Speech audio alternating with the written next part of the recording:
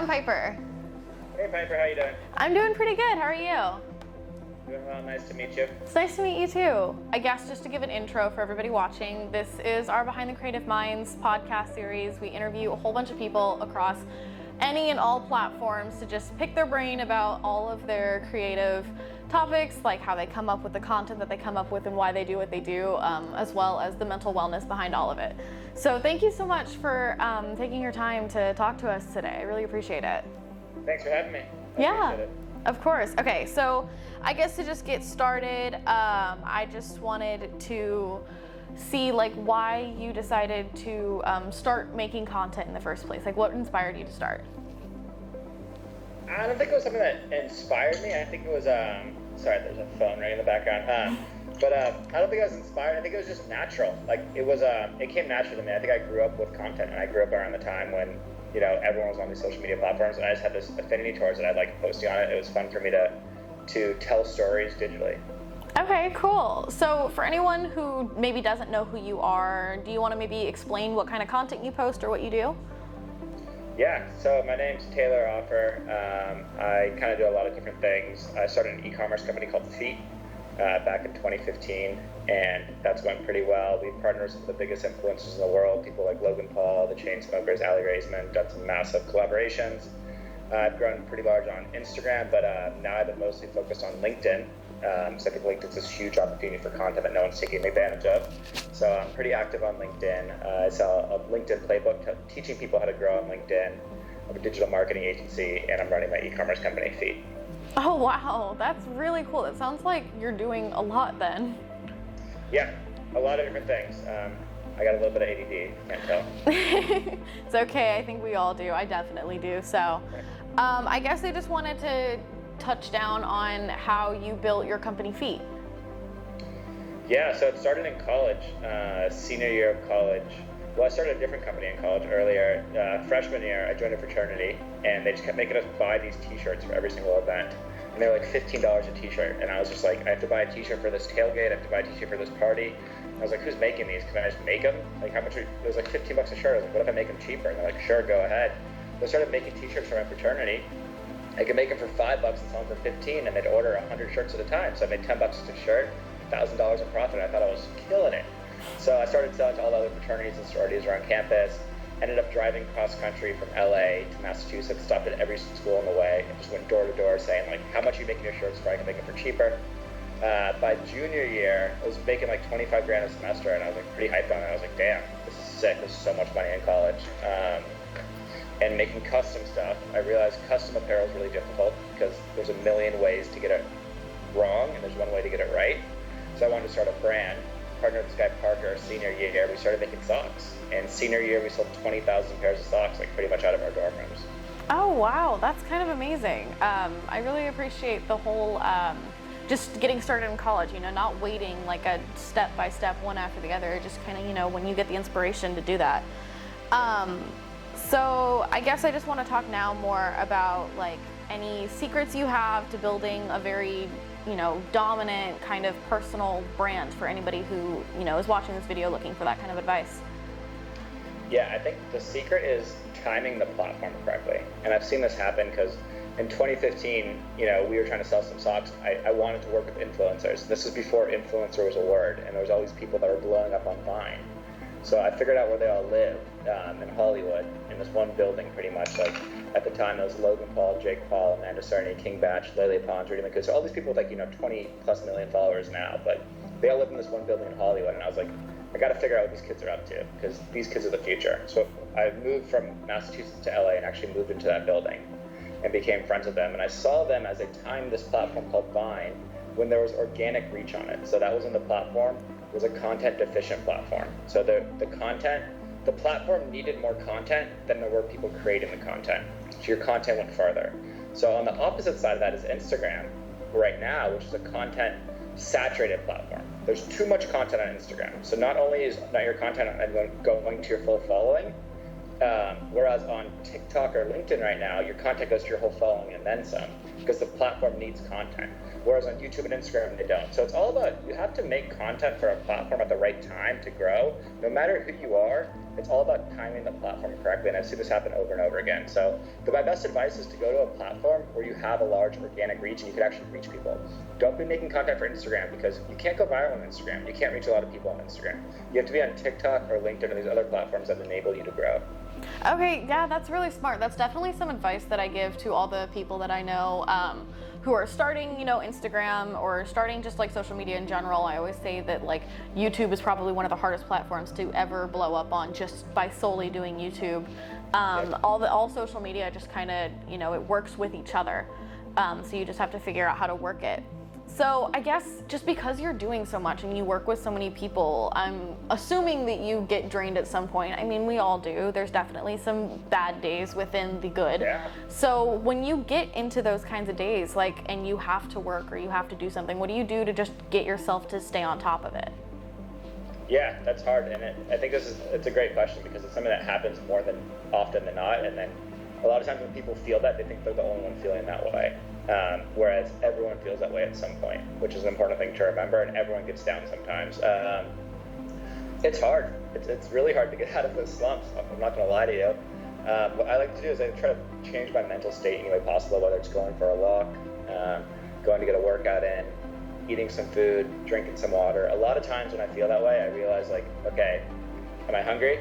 Am I thirsty? Did I get enough sleep? Did I get enough exercise? Did I get enough fresh air? And I usually a couple of those things I haven't got, so I'm just okay, cool. I'm deficient in these areas.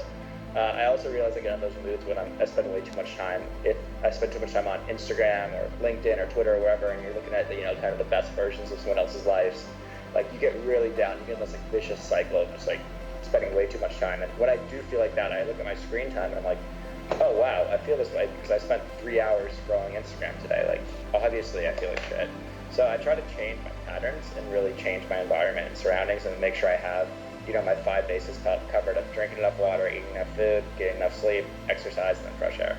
Okay, that's honestly really, really good. It's always good to just get yourself moving again and, make sure that you take time for yourself and recognize, maybe what you were doing that you weren't working. Like I said, I liked when you said that you checked your screen time to, see why you maybe were feeling, not that great because you were on Instagram for too long. I definitely have those days. I think everyone has those days where you just end up mindlessly scrolling on your phone for hours, especially with the whole pandemic thing. For sure, and you are what you consume, end of the day. So if you're just consuming Instagram and stuff, you're gonna feel these emotions that Instagram wants you to feel to keep you on the platform. Or if you eat a bunch of bad food, you're gonna feel bad. That's just, you are what you consume in terms of food, and also in terms of what kind of content you consume. Yeah, that's really smart.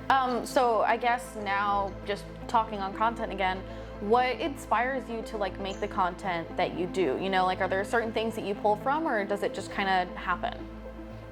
Yeah, I think content's really interesting because I like the challenge of being able to tell a story about anything. And it's okay, cool. Here is, your blank canvas of whatever's happening, and how do you make it interesting? So how do we tell the story of this podcast, and how do we make this super, super interesting? Or how do I tell the story of me eating breakfast today and make it super, super interesting? So I love that challenge for content of okay, how do I take whatever I see with my eyes or what I see or feel in front of me and turn it into an interesting and relatable story? Okay, that's really smart. It's honestly when I studied film for 2.5 years. So when I was studying film, one of the big things that all of my teachers were saying was don't start your film by someone eating a bowl of cereal because it's so boring. And we see it everywhere. So I really like that, just to find something that's, very ordinary and make it into a good, content that people would want to consume. And I think it could be told in an interesting way. So even a bowl of cereal, you can go and talk about, I can make a LinkedIn post about a bowl of cereal and say every single day I start my morning with a routine, and it's so important for me to start with a routine. And my routine is I start with my bowl of cereal every single day. Why I do this because it gives me the energy I need for the day, and I realize when I don't start with this routine, it throws me off for my day. So that's a LinkedIn post. And I can do an Instagram post being okay, here's my cereal. I'm doing a poll on Instagram. Do you put your milk in first, or do you put your cereal in first? And I can do a super engaging poll on Instagram or Twitter. So you could figure out, and that's gonna go viral because people will be what people put their cereal in first or milk in first, and people are going to be like competing about that. So like everything, like even cereals, like, okay, cool, this is super fun. How do I take something that's boring as cereal and make it super interesting and go viral on social media? That's really smart, actually, just to find different ways that you can do the same thing across different platforms, because every platform is different and there's a different like strategy to, you know, going viral on every platform. Like I've seen, like with TikTok, it's one of those where it's a hit or miss. You know, people are either going to love your video or not pay attention to it at all. But it's also one of the things that I've seen is like the easiest to get viral on, because videos go viral every day on that app. And I guess just like, let me make sure that I've asked you everything. Yeah. I just wanted to see if you have any maybe like people who are creating content or, you know, are absorbing your content. Like, is there any advice or just anything that you want to like say before we wrap this all up? Yeah, so anyone creating content, my advice is just put it out there. Like, you just don't know what's going to work.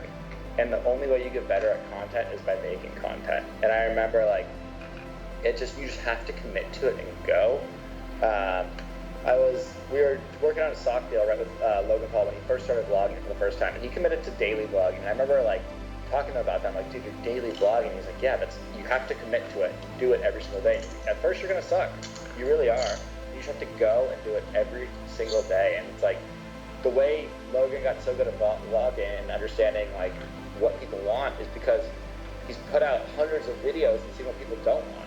And the same thing with me on LinkedIn or Instagram or any social media platform. Like, the way you get good at it is by just putting things out and failing, and that's the only way to do it. So I think you really have to think about, it's very easy to get down on yourself. You know, you're getting no likes or followers at first, but just keep posting, and you're learning, oh, look at someone to comment. Someone commented about this? Oh, interesting. What if I do that again? Will someone else comment about this? Oh, that's cool. So you're just learning and growing. So I would think about, you always have to be a student of the game and always be putting things out and be like, why did this work? Why didn't this work? And then I think it's really important just to post. Like, the best people on social media, they don't care. They just post, like, no filter. And then another thing too is like, be a human. End of the day, like, too many people try making things too perfect, and like people just see through that. It's like they don't want to see perfect. Like, people want to see you mess up, and they want to be like, damn, he messed up, he corrected it, or whatever it is. So don't be perfect. Just put it out there. Be human, and be relatable.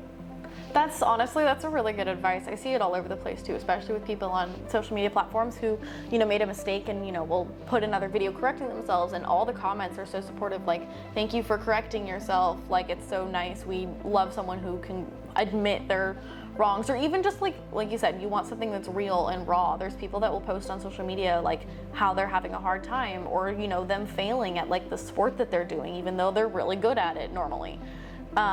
So it's good to see the raw, just real like humanity in social media, which is now I'm noticing starting to just happen more often. So it's really good. And I guess I just wanted to say thank you for taking the time again to talk to us, and, you know, let me pick your brain about how you come up with your content, and, you know, how content just works in general and what you've found works for you. Of course.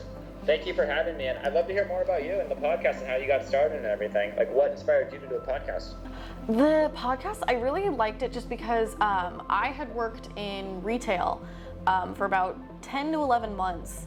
And in those 10 to 11 months, COVID happened. So I ended up having to work through COVID on the front lines, but also like behind the scenes. And because it was retail, we closed down and, you know, did shipping.